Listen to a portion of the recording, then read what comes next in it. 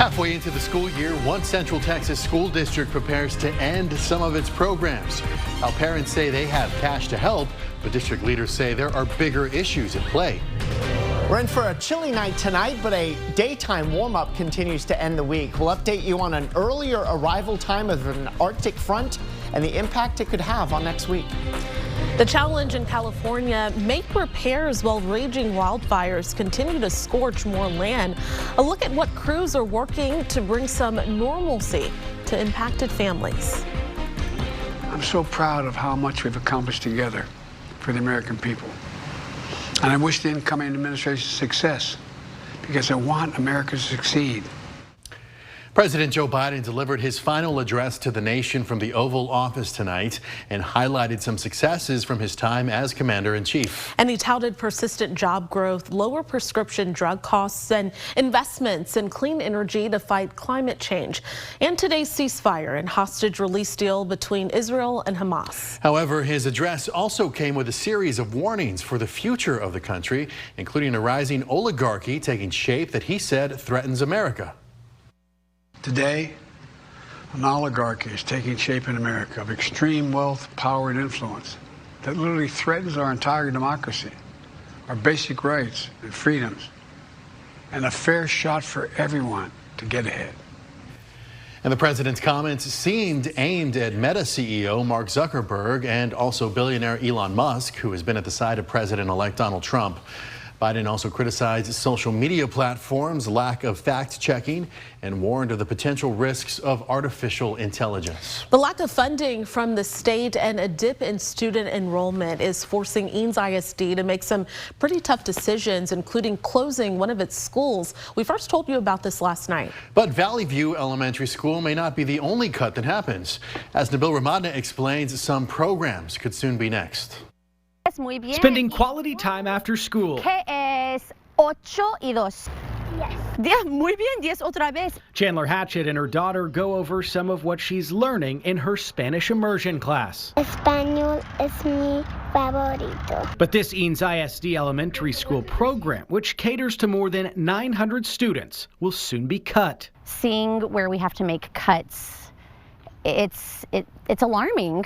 Wondering what this means for my kids. Eanes leadership cited a lack of state funding. Some parents, though, wondering why they can't help to cover the costs. Currently, with the state of public education and with the lack of support from our state, parents should be able to fund things if they are willing. Parents at Eanes ISD have said that they've pledged hundreds of thousands to save this Spanish immersion program. Why can't other programs be cut smaller to save that money? Well, when you're looking at a potential deficit next year of $6.5 million, you can't take a Band-Aid approach to an amount that large. You've got to actually look at some very substantial programs in order to achieve the savings that we need to mitigate a deficit. According to the district, cutting the program will save about $600,000. It's not a program that supports all of our students, and we really have to make these difficult decisions in the greater interest of the whole population. This, as the district revealed, closing Valley View Elementary saves about $2 million. When you're closing a school, you know that things have reached a point that the budget is paramount. Those kids will now go to nearby Barton Creek Elementary. We asked Valley View parents about the closure.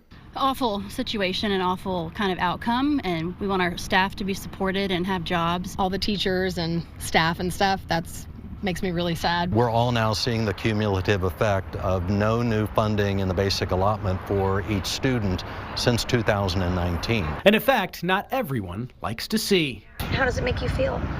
Very, very sad. Nabil Ramadna, KXAN News. And the district will also eliminate planning periods for teachers at middle schools and high schools.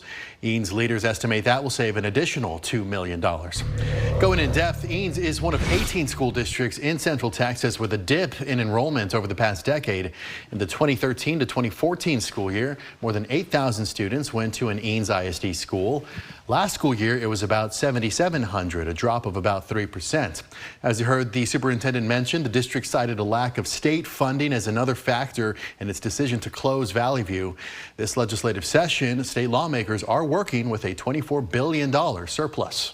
Well, turning now to California, firefighters are still working to control the two biggest blazes. The Palisades fire is now 21% contained, and crews at the Eaton fire have 45% containment, but the danger is not over just yet. Fire officials say low humidity and winds have dried out the brush, and that's increasing the risk of more fires.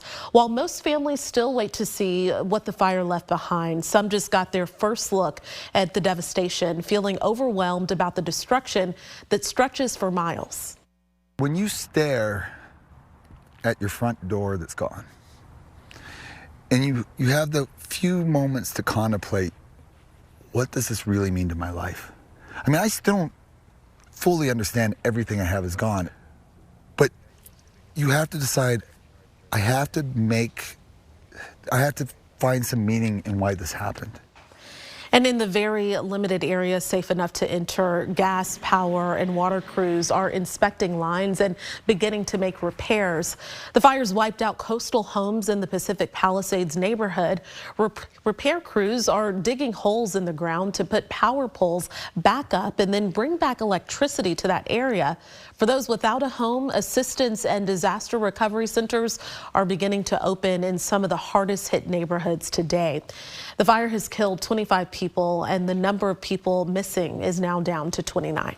A chilly night underway here in Central Texas thanks to a mostly clear sky. Most of us are in the 40s, but we're already into the upper 30s in Georgetown and in parts of the hill country as well.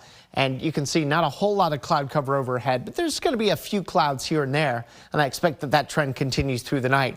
We'll go mostly clear with a colder night down to 38 in Austin. But do watch out in parts of the hill country. We're expecting temperatures to get down to or slightly below freezing.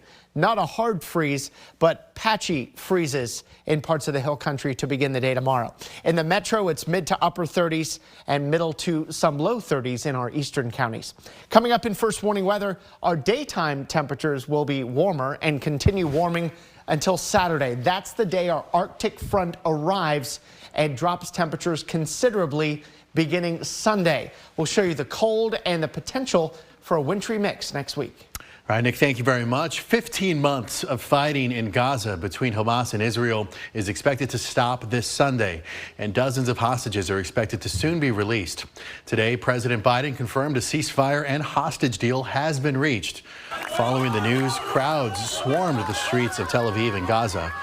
Now, there are 3 phases in this deal. The first phase calls for the release of 33 women, children, elderly, and injured hostages in exchange for Palestinian prisoners.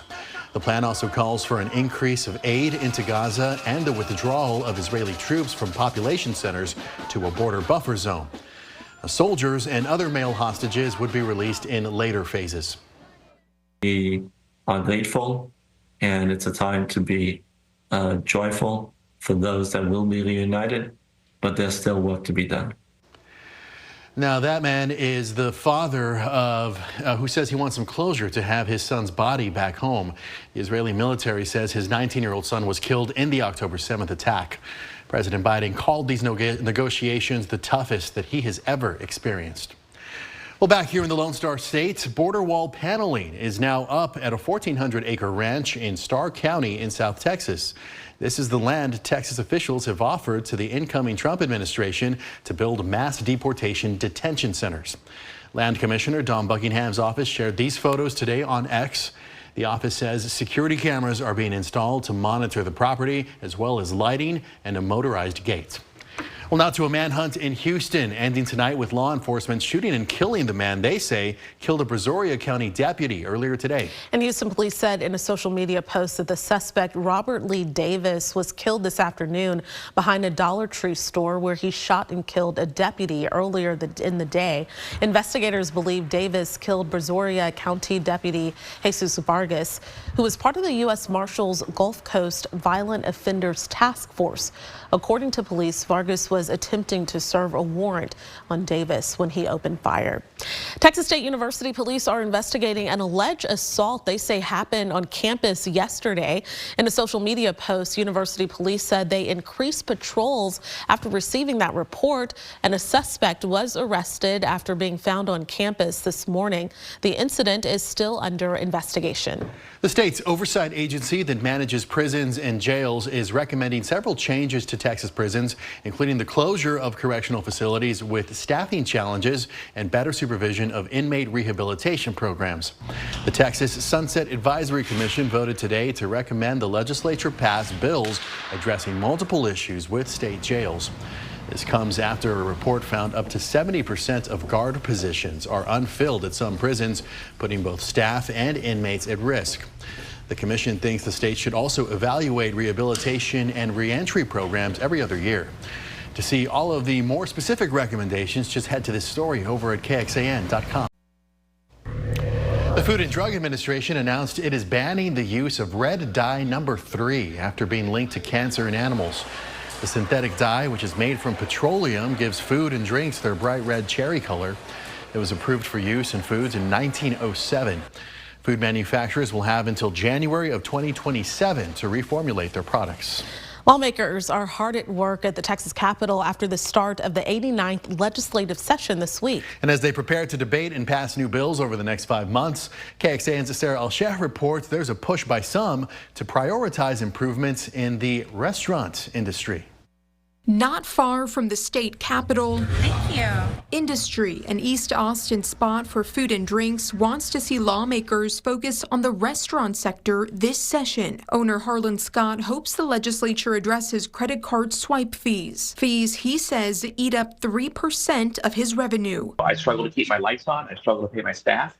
And then every dollar that I produce, I have to give up a portion of that. I think this is a very easy bipartisan thing. That concern also top of mind for the Texas Restaurant Association. We call them hidden fees because you don't see them on your receipt when you check out. You don't see them on your credit card statement, but they're built into the price of every single good and service that we as consumers purchase in Texas. The TRA says restaurants still struggle post-pandemic. The association reported 38% of operators were not profitable last year, and more than half still carried debt they took on to survive the pandemic. Really making sure that our policymakers know what our restaurants are feeling and what policy changes could really help them invest in their business and their employees and in their communities. Another priority, saving restaurants money through reforms on state and local permits. But where there's duplication or sort of fees on top of fees, we think we could take a look at that. TRA leadership says it feels hopeful and enthusiastic heading into the session and will continue pushing for improvements for restaurant owners like Scott. Sarah Al-Sheikh, KXAN News. And the Texas Restaurant Association says last legislative cycle it had a 100% success rate, blocking what they called harmful legislation. Some of their wins included repealing duplicative permit fees and leading the business sector to address child care access and affordability. Going in depth right now, last year the food service industry passed the healthcare industry as the largest private sector employer in Texas. According to the Texas Restaurant Association, they employed about 1.5 million Texans, so that's about 11% of the workforce, with Austin alone employing about 132,000 people in the food service and hospitality industry. Today, the Department of Transportation sued Southwest Airlines and fined Frontier Airlines over persistently delayed flights. The lawsuit alleges in 2022, Southwest illegally operated a pair of chronically delayed flights for 5 straight months. The DOT says this resulted in 180 flight disruptions. The department also fined Frontier Airlines $650,000 in civil penalties. All right, Nick joins us now, and it's a nice night out there before we get ready for some cold next week, right? Yeah, it cools down a little tomorrow morning, but nothing like what's on the way here for next week. And we still get some very pleasant days to come here Thursday, Friday, and maybe part of Saturday. We had clouds around this morning. They cleared through the day. There's going to be some scattered clouds that start to trickle back in overnight, with thicker clouds coming in tomorrow. But I do expect that you'll still manage some sunshine especially tomorrow, even mixed with the clouds. Here's 7 o'clock in the morning. Mostly clear start, a cold start with widespread 30s and a few spotty freezes. And then clouds thickening up through the day, at least through the middle of the day. But then during the afternoon, the clouds start to fade away again and move off to the east as we see increasing sun during the second half of the day. Not as much sun here for Friday. We'll call it a mostly cloudy one, even a couple of sprinkles possible later in the day. Generally, though, it's a dry one. And then we get into Friday night looking partly cloudy at this point. So your day tomorrow, 65, a mix of sun and clouds. Average highs this time of year, 62. So it's another above average day for us, even though this month is actually trending cooler than average. The first month to do that here in Central Texas in several months. You can see where temperatures go Friday morning, starting in the low to mid 40s in the morning. Then we're up to the middle and upper 60s in the afternoon. Friday should be the warmest day of the next 7, because watch what happens as we get into Saturday morning. Here comes our cold front. Out ahead of the front, our high temperatures. We may reach them twice Saturday. Early in the morning, hitting 59 in Austin. Then our front comes through, knocks us all into the 40s. And then with plenty of sunshine, yet a chilly breeze out of the north, it's going to be the sun and the strength of it trying to compete with the chillier wind. And we think we may just about manage 59 or 60 again in the afternoon before the cold really takes over Saturday night. So Saturday during the day, it'll be breezy and it may feel a little cool with the wind, but it won't be outrageously cold with that high of 59 in the morning and then again in the afternoon. Here comes the cold, though, really settling in Sunday and beyond. Sunday 43, Monday 40. Tuesday's high of 35 would be our coldest high temperature of the season and our coldest high since last winter. As far as low temperatures, of course, way colder than what we had last week when we had a little bit of wintry weather. Down to 29 in Austin Sunday morning. Middle and low 20s Monday, Tuesday, and Wednesday morning. Combine that with a little bit of wind. We could get wind chills in the teens or even single digits. Oh, and I should mention, there may be some precipitation around as well. And when you combine that with the cold in place, especially during the overnight and early morning hours, we could be looking at a wintry mix beginning later on Monday through Tuesday and possibly into Wednesday. So summing up the timing, the coldest air of winter arriving Saturday, but you'll feel those freezes beginning Sunday morning. Coldest day looks to be Tuesday. As far as precipitation goes, yeah, it's possible. And we're thinking if it does, in fact, get into Central Texas from the south, it would likely begin late Monday. Monday night into Tuesday has the highest chances of precipitation here in Central Texas, but it's still too early to narrow down will anything accumulate? What types of precipitation are we looking at? We'll be getting into sort of those specifics as our higher resolution computer models come in. Here's a look at our first warning weather 7-day forecast. You can see that temperature tumble really kicking in for Sunday through early next week. Temperatures slowly starting to come up beginning Wednesday. This is KXAN Sports, brought to you by Thomas J. Henry. Happy Wednesday, all, and good evening. It was quite a ride in the college football playoff for the Texas Longhorns. 3 very entertaining games, some more than others. Longhorns, they say they expect to be back to that spot in the future, but they'll have to do so with a new quarterback. Number 3's moving on. Quinn Ewers announced earlier today he's declaring for the NFL draft. He started since day one on campus, 27-9 record as QB1. Led Texas to 2 straight semifinal appearances, over 9,100 yards and 68 touchdowns passing. He's fought through injuries every year, but man, there's been some big moments like the win at Alabama a season ago. Much maligned quarterback, but certainly a winner. So, folks, this was the offense week 1 of this year. We've established quarterback Quinn Ewers off to the NFL draft. Far from the only one. Let's take a look. Jaden Blue, running back, joining him, declaring for the NFL draft. Tight end Gunnar Helm as well. Pretty much the entire offensive line, Kelvin Banks, Hayden Connor, Jake Majors, and DJ Campbell as well. Actually, DJ Campbell's coming back. Cam Williams is going to the draft. And then the receivers, Isaiah Bond and Matthew Golden. So a lot of new. That's 9 of the offensive players that will be new next season for Texas. So a lot of turnover for the Longhorns on the offensive side of the ball. Now as we go back in time, another Longhorn to enter the College Football Hall of Fame, it's Defensive back Michael Huff, one of the legends for Texas. DB is in the 2025 class in the Hall of Fame. He won the Thorpe Award for the best defensive back in 2005, and he was the defensive MVP of that title game against USC. He's the 23rd Longhorn to enter the Hall of Fame. Jahdae Barron, the Thorpe Award winner this year, wore his number 7 and, of course, had that outstanding season. Well, Texas freshman edge Colin Simmons lands on the freshman All-American team for the Football Writers Association of America, but number 11 did not win the Defensive Player of the Year. You may, however, recognize the name who did because he's a local guy. Round Rock's Leonard Moore of the Notre Dame Fighting Irish, who are in the national championship game. Moore, as a true freshman, 43 tackles, 2 interceptions, some big plays in the college football playoff, and 9 games started for Notre Dame as he tries to will his Irish to a national championship game. Okay. Enough football. Let's go to hoops. Tough one Sunday for the Texas women in Columbia against the perennial power of South Carolina. Now they hope to rebound. They are at Auburn tomorrow night at 6. The team practicing tonight. Sunday, certainly a physical one, learning what the SEC in this conference is all about. Vic Schaefer hopes that doesn't really linger with his group. Sometimes you worry about a hangover from something like that happened on Sunday when we didn't play real well. And, I'm always anxious to see us play the next one, especially after you get beat. And I think that reveals a lot of your character. And so we'll see how it goes tomorrow. Men's basketball team needing a bit of a reset as well, looking for their first SEC win. Actually 53-32 now against Oklahoma on the road in Norman. Both teams entering 0-3 in conference play, but man, Texas came out swinging tonight. Looks like they'll get their first win as an SEC team. More sports over on KXAN.com.